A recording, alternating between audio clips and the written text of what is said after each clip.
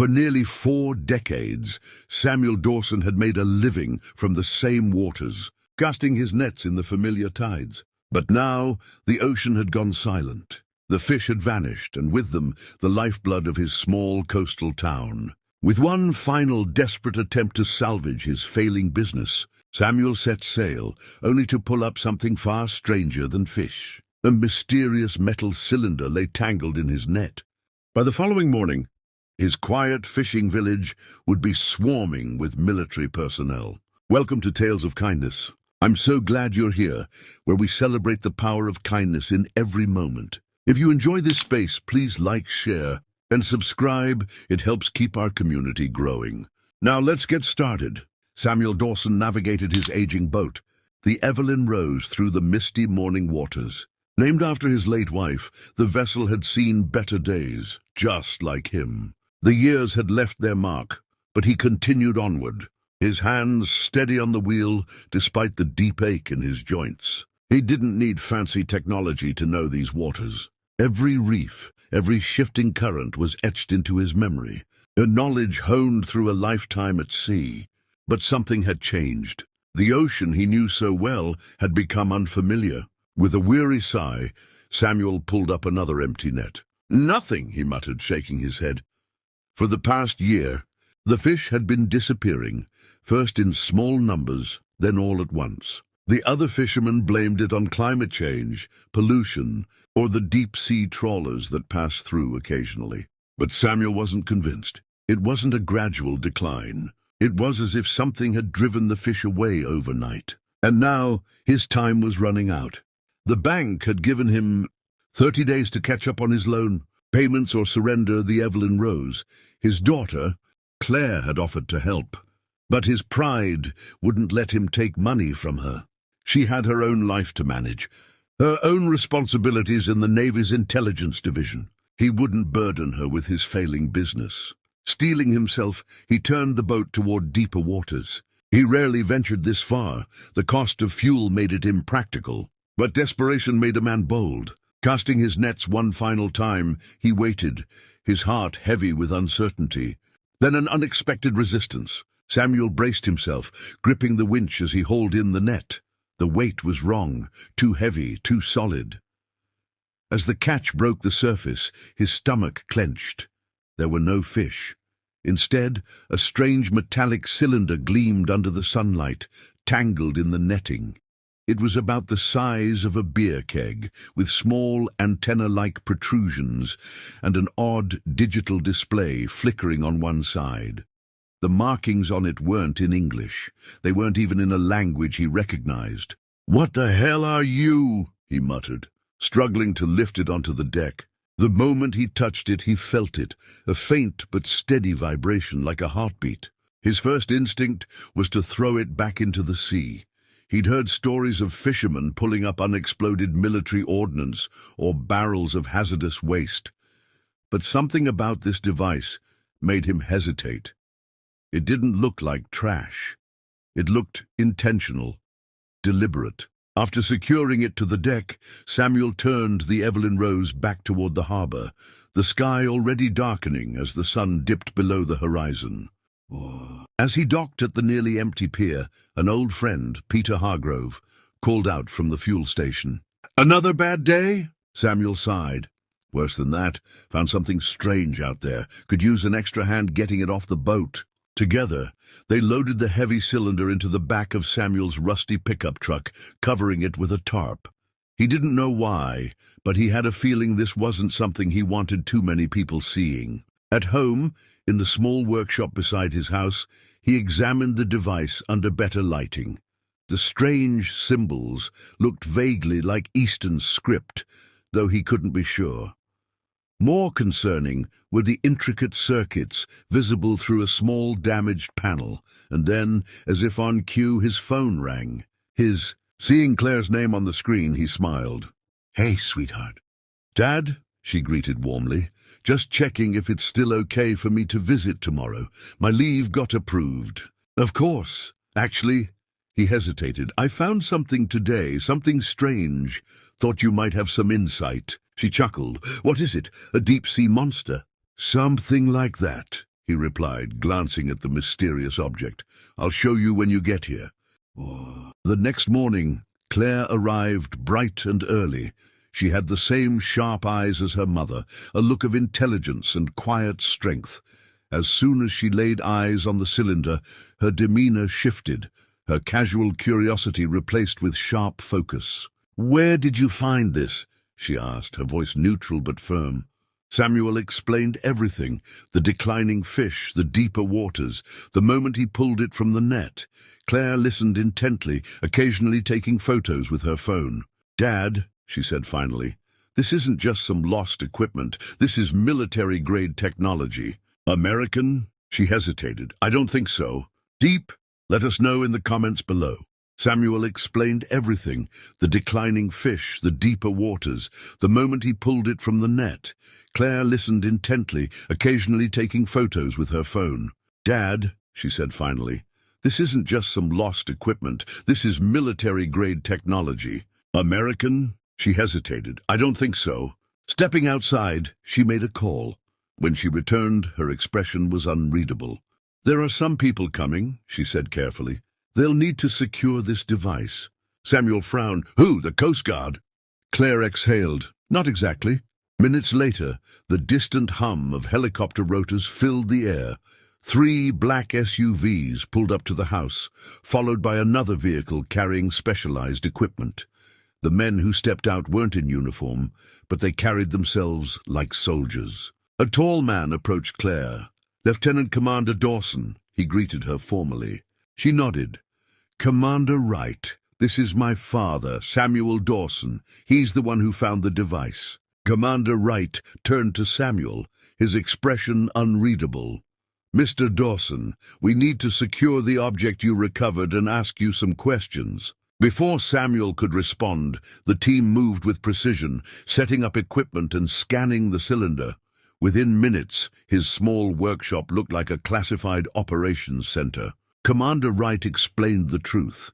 The device was part of a covert underwater surveillance system, one not belonging to the United States. It emitted low-frequency signals that disrupted marine life, effectively creating a dead zone where no fish could survive. "That explains why the fish have been disappearing," Samuel muttered.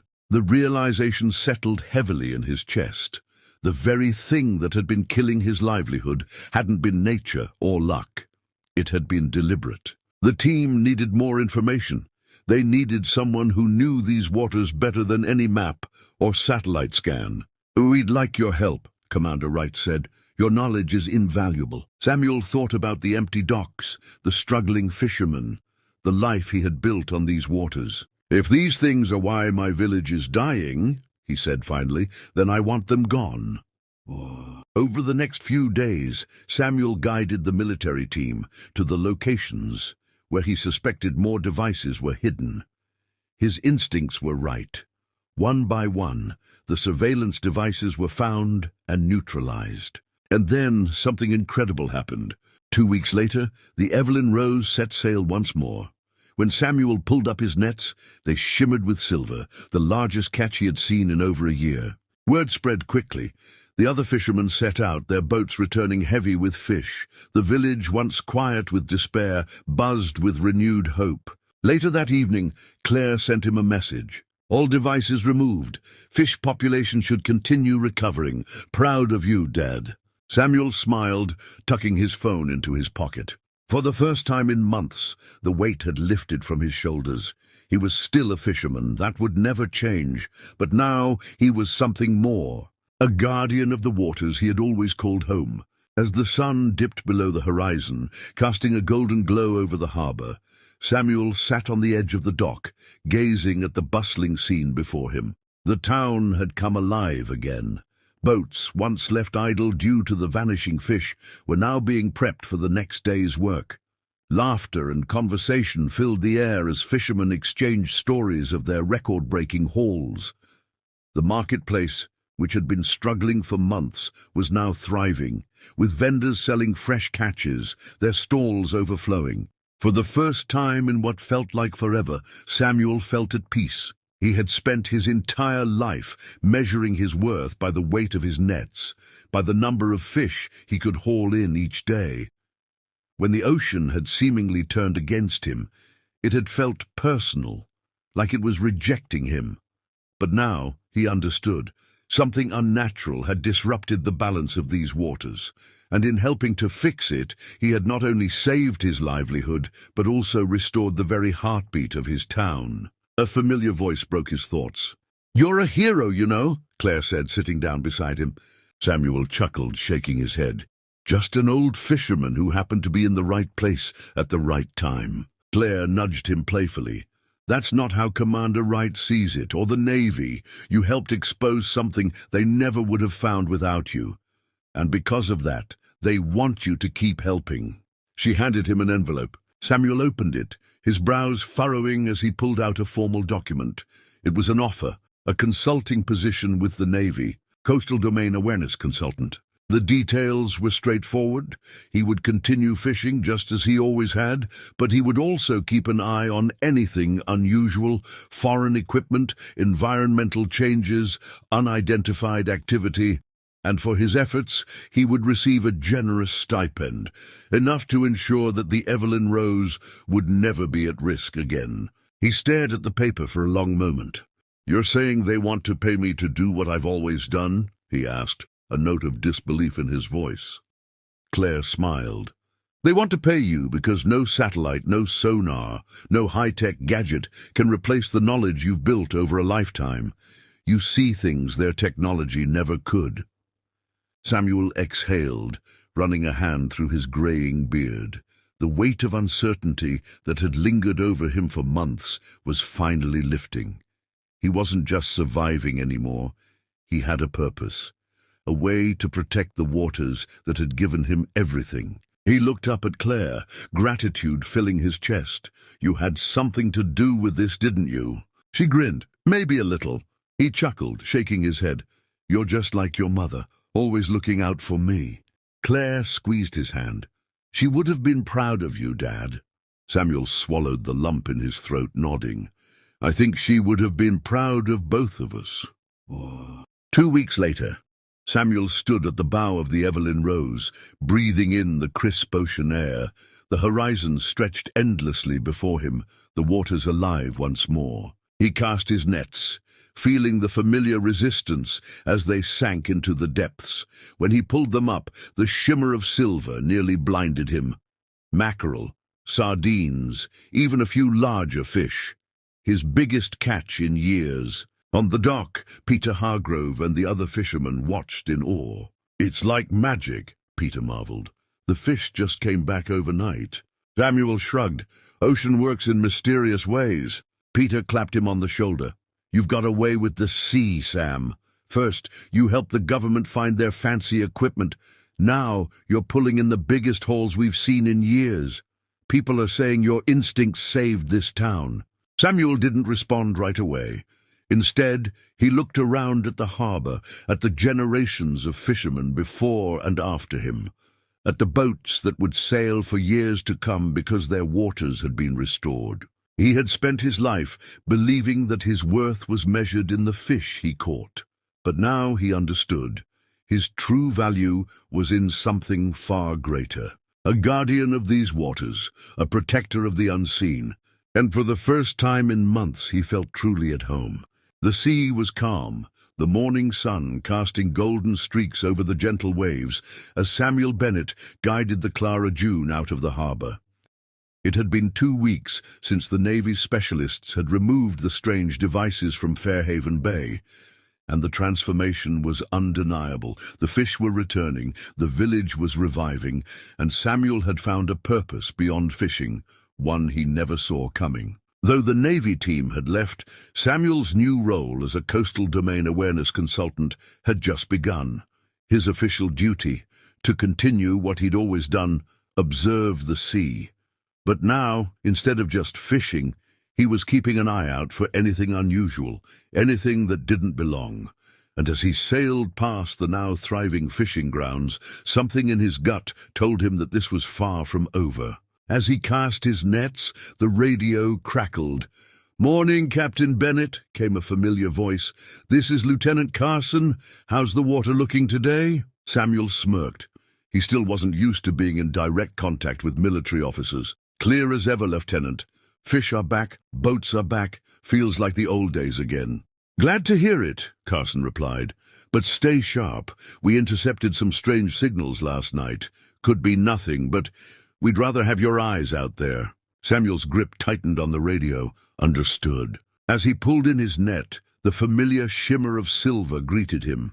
Another strong haul. But before he could celebrate, something else surfaced with the fish. A small metallic object tangled in the ropes. His heart pounded as he reached for it. It was different from the first device, smaller, sleeker, and blinking faintly. Back at the dock, Samuel wasted no time. He secured the object in a crate beneath the deck and covered it with tarps before anyone could see. Then, with deliberate calm, he made his way home. Inside his workshop, he placed the device on his workbench. It was no larger than a shoebox, but its design was sophisticated, too advanced to be anything ordinary. It had no markings, no buttons, just a faint pulse of light flickering from a hidden panel. His phone buzzed. A message from Carson. "We have activity. Any signs of unusual debris?" Samuel exhaled. "Yeah, just found something.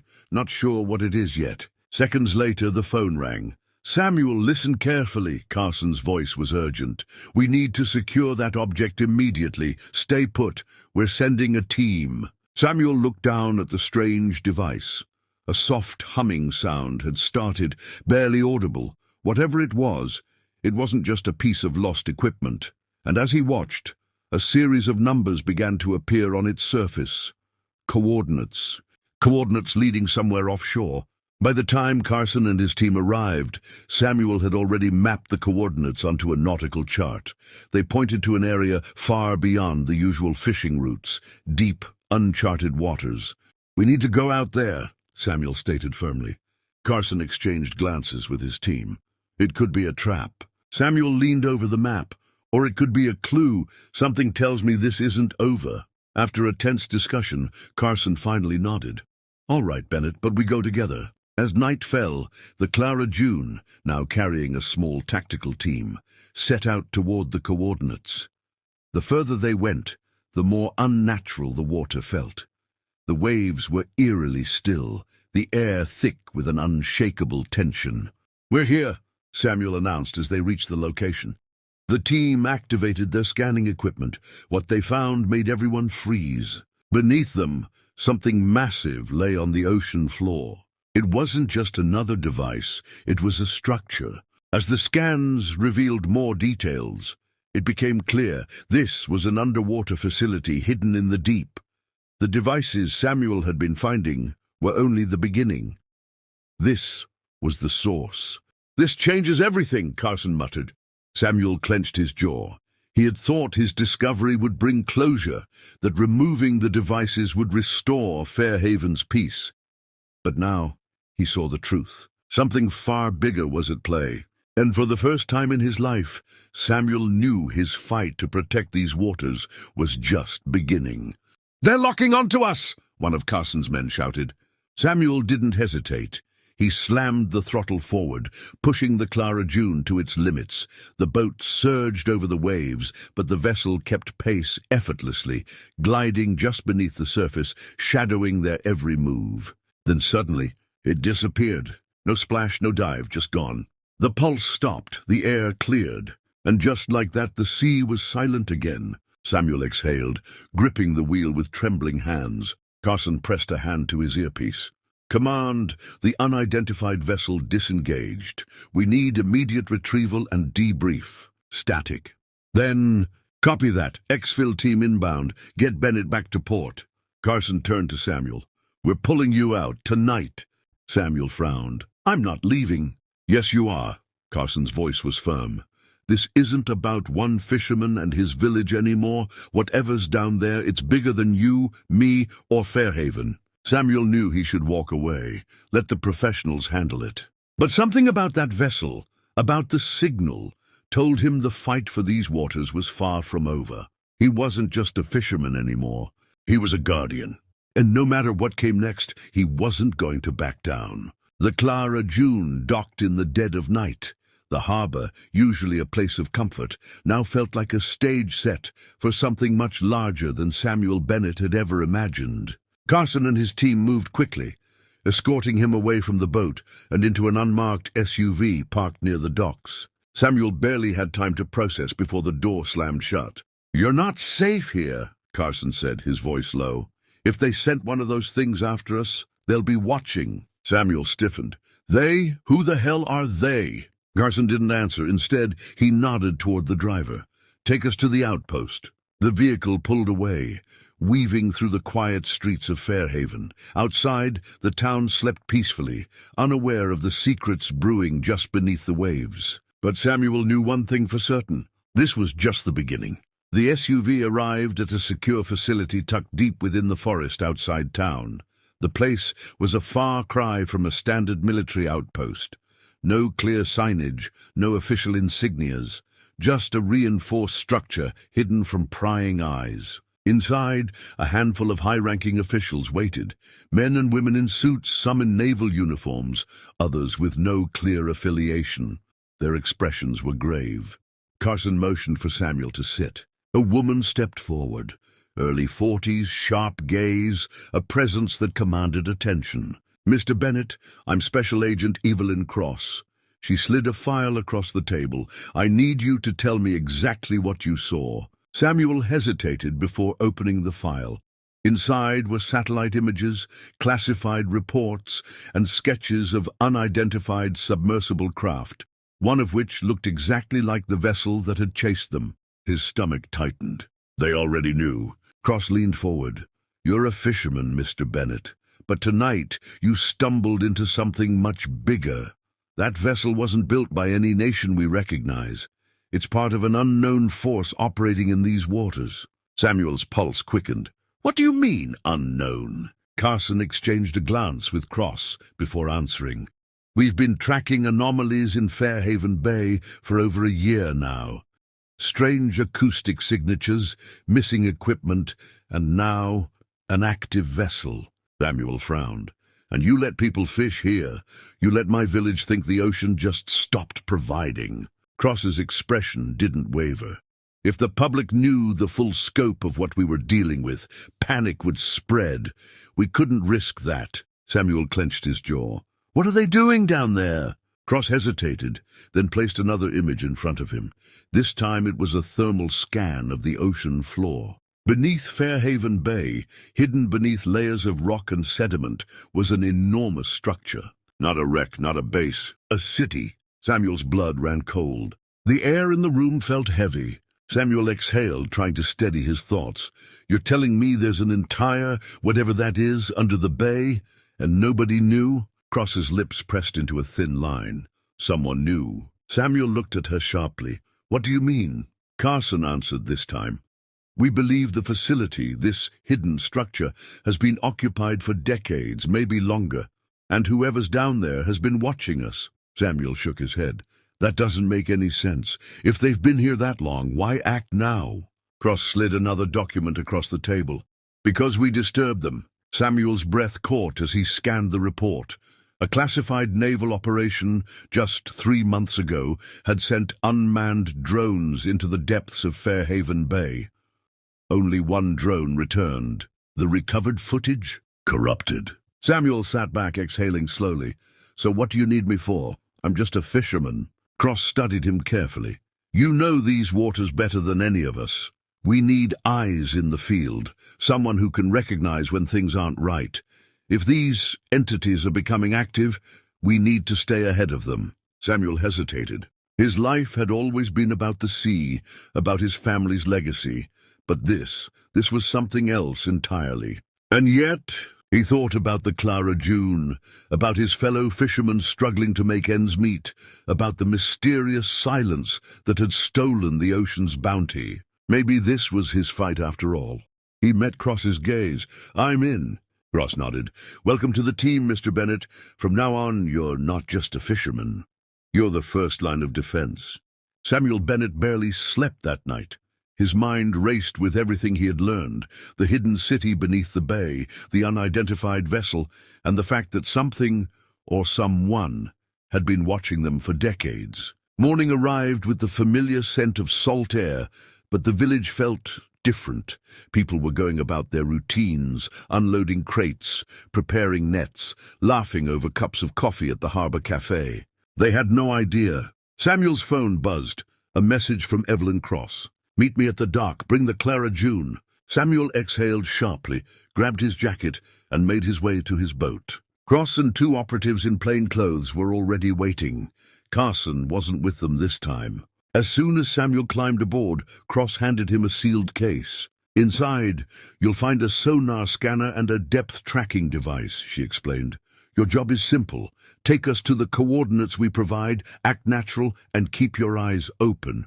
We need a local's instincts on this." Samuel glanced at the case, then at her. "And if we find something?" Cross's expression remained unreadable. "Then you follow my lead." He started the engines, guiding the Clara June toward open water. The coordinates led them 10 miles offshore, beyond the regular fishing routes. The further they went, the deeper the unease settled in Samuel's gut. He had fished these waters his whole life, but today they felt unfamiliar, as if something beneath them was awake, watching. The sonar scanner beeped softly as Samuel adjusted course. The water below them was deeper than it should have been, a drop-off that wasn't on any known nautical charts. One of the operatives frowned at the data. "That's impossible. This trench wasn't here a year ago." Samuel tightened his grip on the wheel. "You're saying the seafloor changed?" Before Cross could answer, bang! The entire boat lurched violently, nearly throwing Samuel overboard. The engines stuttered. Something had hit them. Samuel's pulse spiked as he scanned the water. Nothing, no debris, no rogue waves, no sign of what had just made impact. Then a deep rhythmic sound vibrated through the hull. Not the ocean, not machinery. Something alive. One of the operatives swore, "Picking up movement 40 meters below us." Samuel grabbed the sonar scanner. The shape was massive, bigger than any known submersible, and it was moving. Cross's voice was eerily calm. "We need to leave now." Samuel didn't hesitate. He revved the engines and gunned it back toward shore. The Clara June cut through the water at full speed, the rhythmic sound fading until it stopped. Silence. Samuel kept his eyes on the horizon. Nothing followed. But he knew whatever had been down there had let them go. This time, back on land, Samuel leaned against the dock, still gripping the railing. The ocean had never felt so foreign to him. Cross stood beside him. "You understand now, don't you?" Samuel exhaled, staring at the water.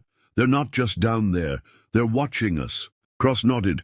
"And we need someone who understands these waters to help us figure out what they want." Samuel looked at her, then out at the open sea. For the first time in his life, fishing wasn't the only reason he belonged out there. He was no longer just a fisherman. He was a guardian.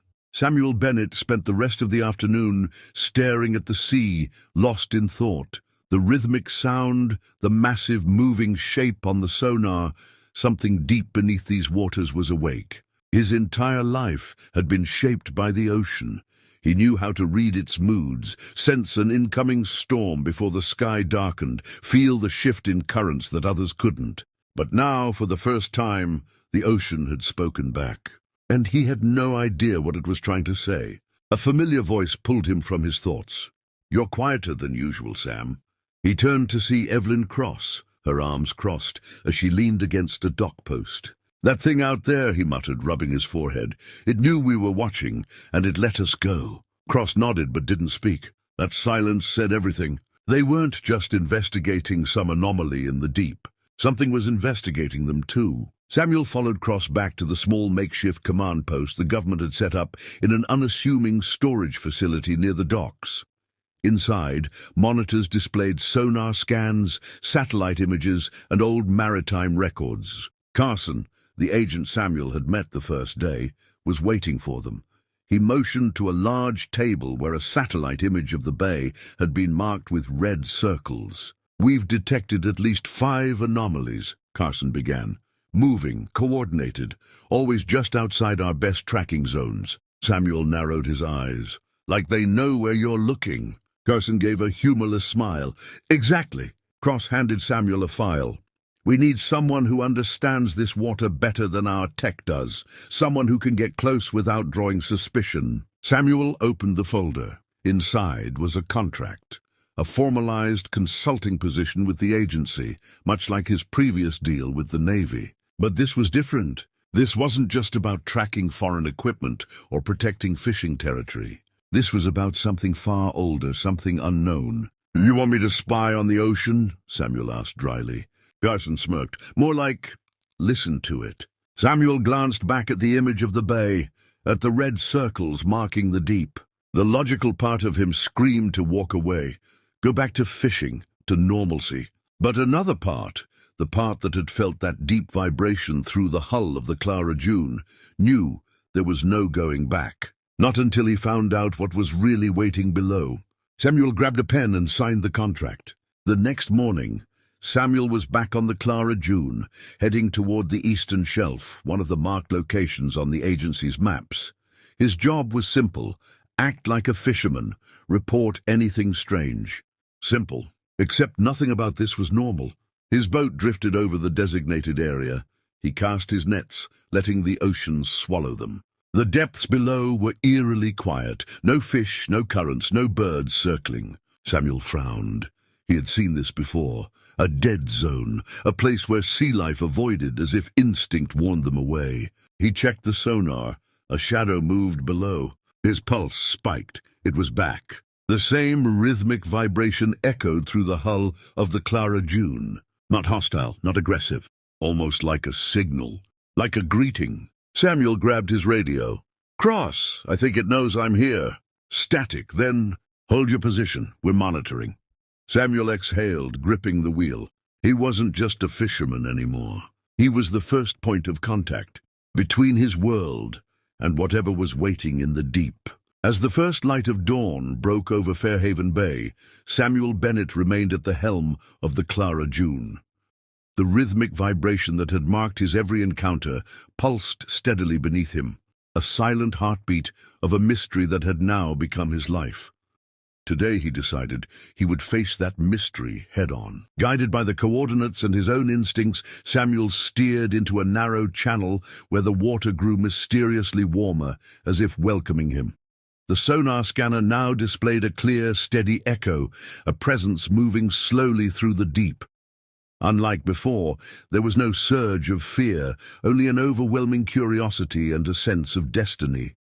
Samuel recalled every lesson he had learned from a lifetime of reading the sea. This was no hostile force. It was a guardian of an ancient secret. With steady hands, he activated the onboard recording system. Every wave, every subtle change in the deep was documented.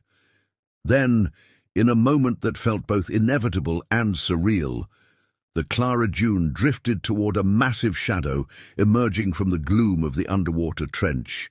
The structure, a long-forgotten relic of a time when mysteries ruled the ocean, loomed before him.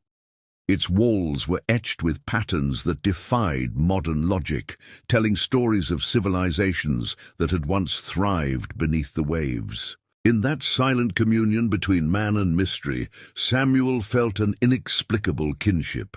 The ocean, with all its secrets and ancient rhythms, was speaking to him directly. He realized that his role was far greater than that of a simple fisherman. It was to be a vigilant guardian, a bridge between the known and the unknown. Back on land, Special Agent Evelyn Cross and Lieutenant Carson were already piecing together data from the Clara June. Their hushed voices and intense glances said it all. Fairhaven Bay was now the epicenter of something extraordinary, and Samuel Bennett was at its heart. As the sun rose higher, casting glittering shards of light upon the water, Samuel turned his gaze skyward. In that moment, with the weight of history and destiny mingling on the horizon, he felt an overwhelming sense of purpose. He wasn't alone. The ocean had chosen him, and through him its secrets might finally be understood. Now, dear viewers, As Samuel stands on the brink of a new era, a guardian of secrets and a keeper of ancient mysteries, I ask you, what do you believe lies beneath the depths of our own unexplored oceans, waiting to be discovered? If this story stirred your imagination, please like, share, and subscribe. Your thoughts and theories are what make this community so vibrant.